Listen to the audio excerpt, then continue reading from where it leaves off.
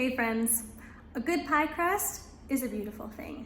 I had a friend who made one of the most tender yet crisp and flavorful pie crusts I've ever had. And I begged her to show me how she did it, demo and everything. I may not be to her level because her hands are magic with pie, but I feel like I'm getting closer and closer each time. This is the best recipe I have for a pie crust, and I think the technique and seeing the technique is really helpful. We're going to be making some empanadas with it so that we can have something festive to celebrate Cinco de Mayo with. I hope you enjoy it. First, I have 2.5 cups of flour that I'm putting here into my food processor. Then we're going to take 1¼ teaspoons and stick that into the mixture as well.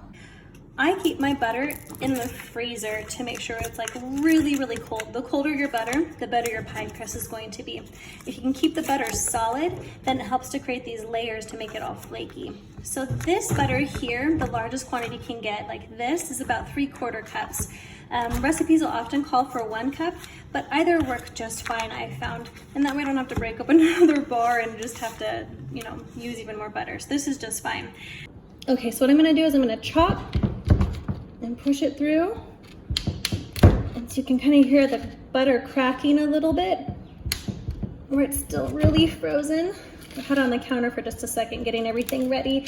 And so it's not as frozen as it normally is for me. This is working. And after we get all these little pieces, we're gonna take it back over to our food processor.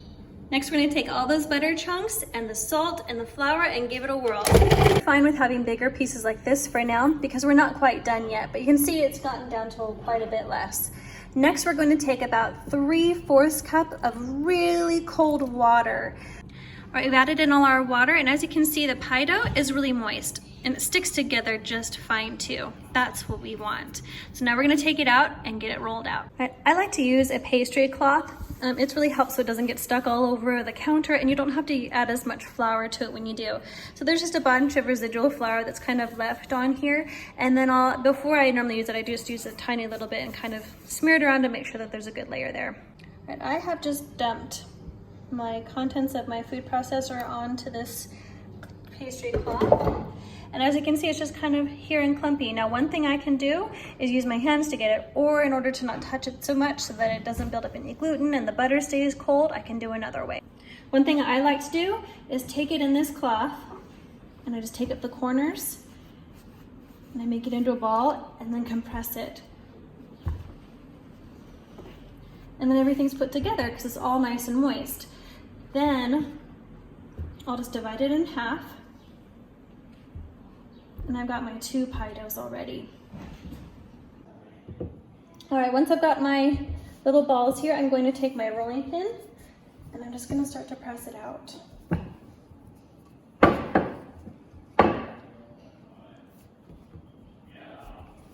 Okay, at this point, I could get a gallon-sized plastic bag and I could just stick it in here and put it in my freezer. That way, when I'm ready to make a pie, I can just take it out and it's ready to go, and it won't take too long to thaw.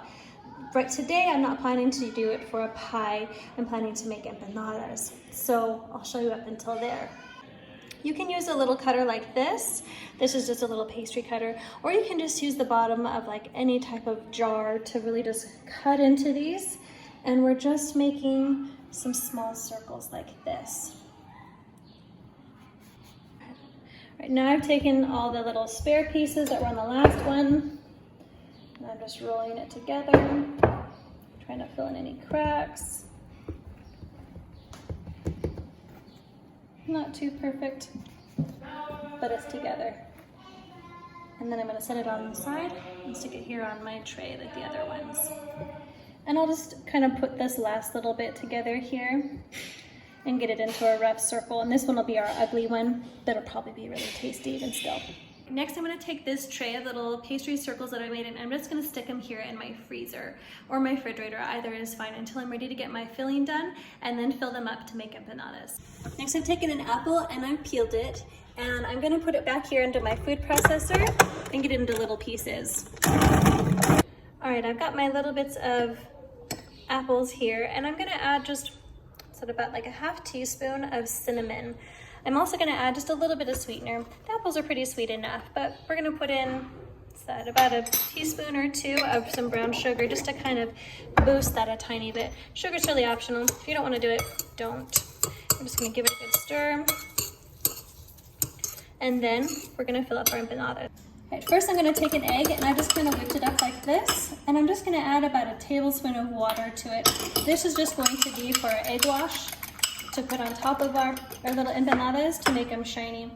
All right, next, after our wash, we're going to get some apple, and I'm just gonna put in about 1, maybe 2 spoonfuls. Now, you're gonna have the inclination to be like, I really wanna load this thing through, and I always wanna do that. But if you do, it's harder to close, as you can see. So we're kind of folding it in half like a taco. And then we're just gonna kind of pinch the edges like this, just to kind of get it sealed. And that'll be our empanada. Okay, finally, I'm gonna take this little egg wash here, and I'm just gonna get it nice and glossy on the top. Some people like to put sugar on top from here. I don't think it's really necessary, but you can. It looks nice and it's sweet, which is always nice when you're making a treat. Next, we're gonna take it over to our oven at 350, and we're gonna bake it for about 20 minutes.